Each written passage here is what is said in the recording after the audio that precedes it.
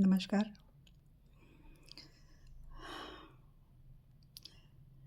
हर आदमी एक अच्छा जीवन जीना चाहता है। इसमें कभी तो पैसा बाधक होता है और कभी-कभी पैसा होते हुए भी अज्ञानतावश हम अ, अपनी लापरवाही के कारण या अपने गलत स्वभाव के कारण अपना जीवन ठीक से नहीं चला पाते। अपनी लापरवाही इस तरह से कि बहुत से घरों में बहुत कुछ होते हुए भी अ, वो घर को ठीक से रखते नहीं। जैसे कि घर गंदा रखते हैं, सामान इधर-उधर पड़ा रहता है, टूटी-फूटी चीज़ें इधर से उधर रखी रहती हैं, घर साफ़ नहीं रहता, फर्श साफ़ नहीं रहता और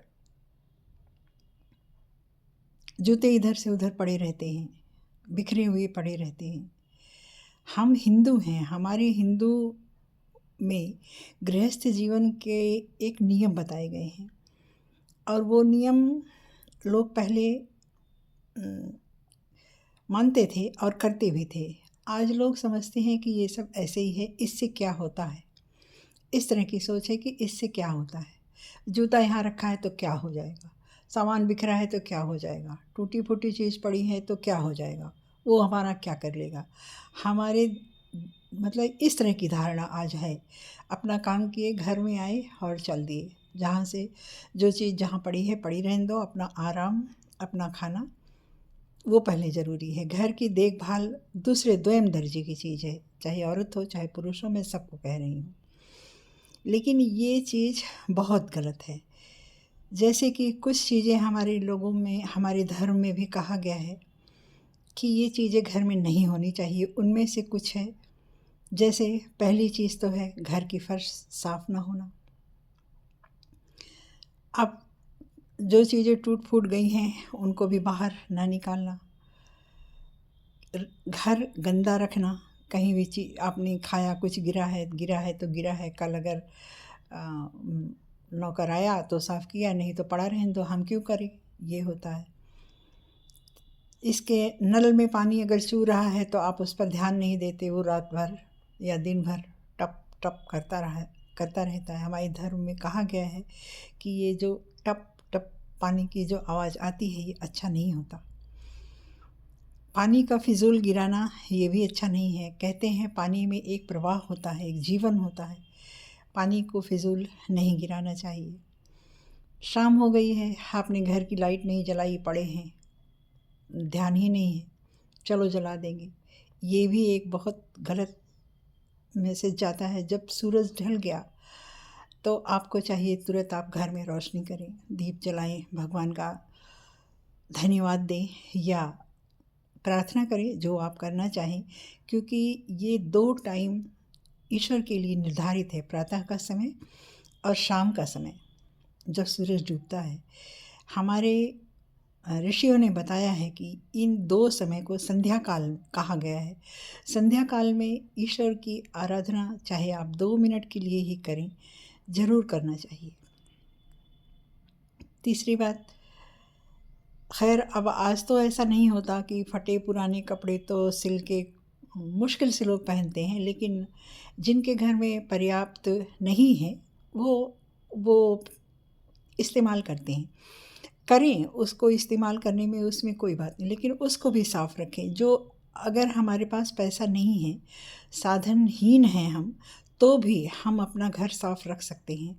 हम करीने से अपने सामान को रख सकते हैं। हम बिना वजह की जो फ़िज़ूल की चीज़ें पड़ी हुई हैं, पहली बात तो फ़िज़ूल की चीज़ें घर में लाना नहीं चाहिए। दूसरी बात, अगर आप लाए हैं तो पुरानी जो बेकार की चीज़ें हैं जिनको आप इस्तेमाल नहीं करते, उनको हटा दीजिए।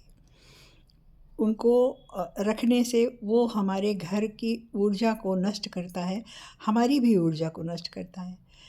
कभी-कभी मन में ये आता है कि ये सामान कभी न कभी काम आ जाएगा, तो इसके लिए आप एक स्थान चुनिए, वहाँ पर आप रख दीजिए। कभी काम आया तो आप जाकर वहाँ से ले लीजिए। घर से बाहर कोई जगह बना लीजिए, जहाँ पर आप उन सामानों को रख सकें। तो कभी अगर ज़रूरत है, तो आप उनमें से खोज सकते हैं। होता है, गृहस्थी में होता है कि कभी-कभी पुरानी चीज़ें भी काम आती हैं, आ जाती हैं। काम लेने वाले तो पुराने डिब्बे के टूटे हुए डिब्बे में भी पौधा लगा देते हैं, उसमें भी फूल खिलता है और वो अच्छा लगता है, उनके घर की शोभा बढ़ जाती है। तो पुरानी चीज़ों को हम इस तरह से इस्तेमाल भी कर सकते हैं। लेकिन पुरानी चीज़ें जो फटी पुरानी टूटी इधर से उधर जो पड़ी रहती हैं, वो या कोने में गंदगी, घर के कोने में गंदगी, कहीं भी आपने आगे आगे साफ़ कर लिया, पीछे पलंग के नीचे घर के मतलब धूल जमी हुई है, बाथरूम आपका गंदा है। सबसे ज़्यादा रसोई और बाथरूम की गंदगी हमारे जीवन को बहुत प्रभावित करती है। बाथरूम का गीला होना अच्छा नहीं बताया गया है, उसमें कहते हैं कि राहु का वास होता है और घर में लड़ाई झगड़े होते हैं। ये सब मैं खुद नहीं कह रही हूँ, ये सब हमारी किताबों में लिखा है। हमारे ऋषि मुनियों ने गृहस्थ जीवन का एक तरीका जो बताया है, उसमें सब में ये सब चीज़ें लिखी गई हैं। उसमें ये भी कहा गया है कि घर की स्त्री अगर कर्कशा है तो धन जाने में देर नहीं लगती, झूठ बोलती है, और भी कई दुर्गुण हैं, होते हैं। अगर वो सब हैं तो लक्ष्मी वहाँ नहीं टिकती हैं। तो और ये सब हमारे वेदों में बताया गया है। हमारे वेदों में कहा गया है कि एक स्त्री अपने स्वभाव से अपने घर में लक्ष्मी को ले आती है, और वहीं दूसरी स्त्री अपने स्वभाव से घर में रुकी हुई लक्ष्मी को भी बाहर कर देती है। तो ये सब कुछ तो है ऐसा जो रहने के हमारे तरीके को सुधार कर हम अपने घर की सुख शांति और समृद्धि बनाए रख सकते हैं। और इसमें कुछ लगता भी नहीं है, बस हमें ठीक ही तो करना है, अपना घर अच्छे से करना है, अच्छे से रखना है, बस यही तो करना है। तो इसमें हम नहीं कर पाते, हम किसी की मदद ले सकते हैं परिवार में से या जैसे भी हो। लेकिन लक्ष्मी आने का एक बहुत बड़ा कारण ये है, घर की समृद्धि इससे बढ़ती है। आपका स्वभाव अच्छा हो, आप सत्य बोलें, आप घर के नियम, गृहस्थ नियमों का पालन करें। जैसे शाम को दीपक जलाना, अच्छे प्रकार से नहा धोकर, अन्नपूर्णा का निवास रसोई में बनाया जाता है। रसोई में कभी भी बिना नहाए, अस्वच्छ जिसको कहते हैं, अशौच जिसको कहते हैं, इन सब अवस्थाओं में रसोई में जाने को हमेशा मना किया गया है, और हम लोगों ने पालन भी किया है इसका सबका। तभी तो एक सूखी रोटी में भी इतना स्वाद आता था कि उसको सूखा खा ले आदमी। और लेकिन कहीं कहीं खाना इस तरह बनता है कि आप सब कुछ बना के रख दें, लेकिन खाने का मन नहीं करता।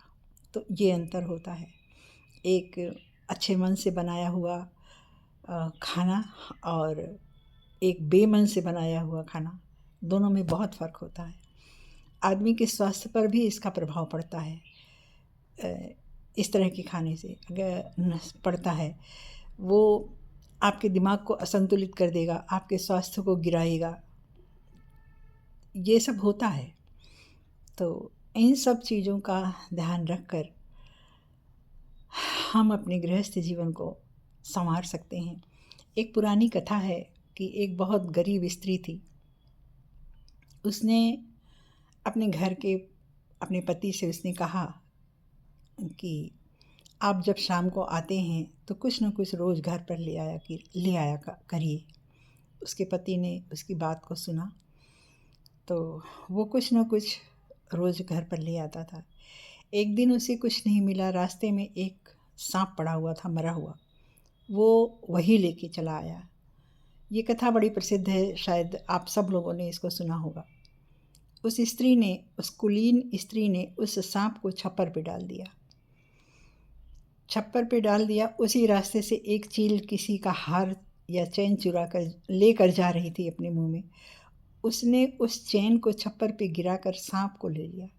सोचिए लक्ष्मी किस तरह से आई। कहने के लिए हो सकता है ये सांकेतिक कथा हो, लेकिन इसमें एक बहुत बड़ा मर्म छिपा हुआ है ना। तो इन सब चीज़ों का ध्यान रखकर हम समृद्धि की ओर बढ़ सकते हैं। धन्यवाद। लाइक कीजिए और अच्छा लगा तो सब्सक्राइब कीजिए। धन्यवाद।